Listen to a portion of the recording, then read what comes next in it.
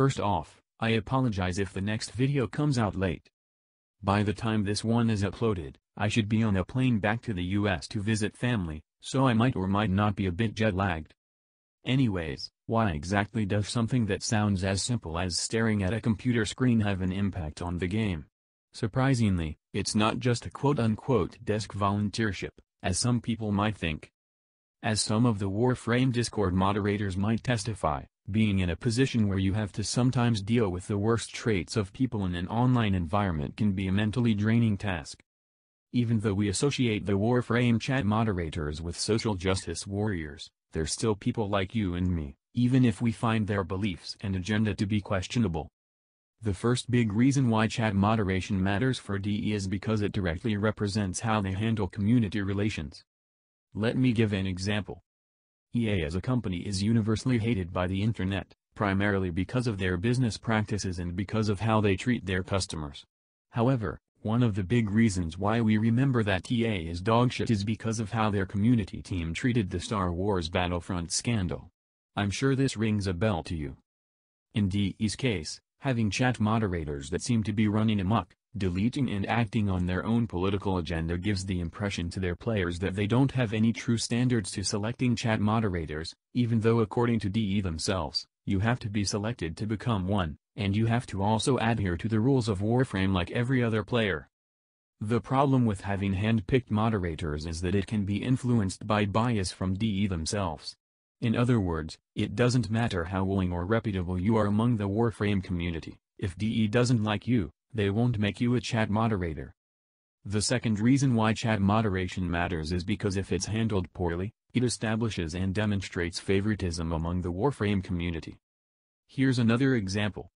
The first true instance of DE having displayed favoritism was when Rahetalius was still around, if any of you old players remember. I don't desire to reignite that ancient controversy, but here's the summarization of why it matters.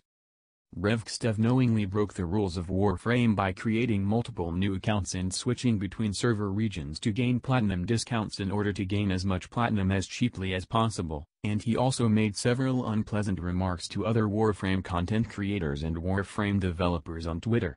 This of course started a platform-wide argument between him and several other high-profile Warframe personalities, which resulted in Rahetalius being permanently banned. Even though his offenses were the most severe, he was not the only player who broke the rules of Warframe. Despite that, he was the only one who was seemingly punished by DE. When retarded situations like that happen, it's important for DE to take a strong, non-biased, and decisive stance to resolve the situation as quickly and efficiently as possible, because after all, it's their game, and if they take a hands-off approach to it, they come across as uncaring.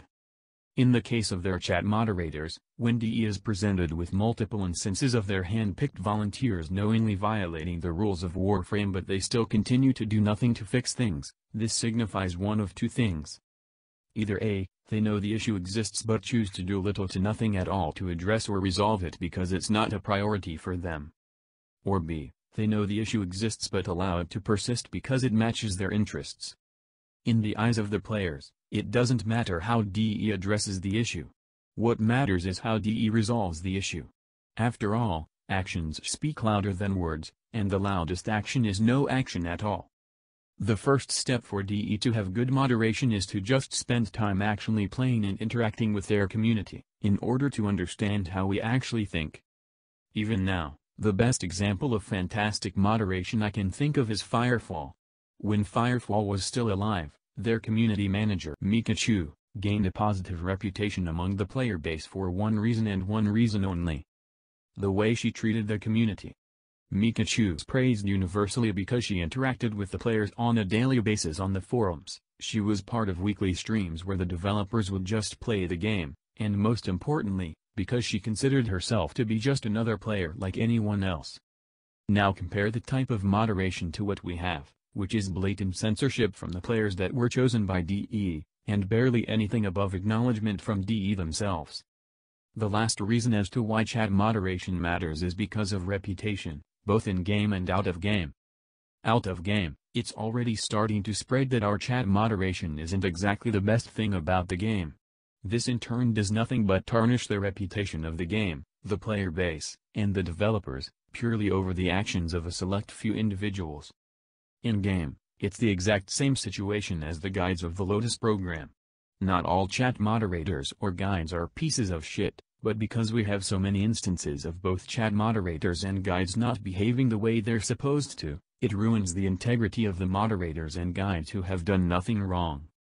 Because of DE's failure to recognize that what the chat moderators are doing is nothing short of biased and blatant censorship and that the guides of the Lotus program is an absolute failure, now nobody takes the chat moderators or guides of the Lotus seriously anymore, resulting in the players associating chat moderators in general with social justice propaganda, and players associating guides of the Lotus with selfish assholes. Thank you for watching.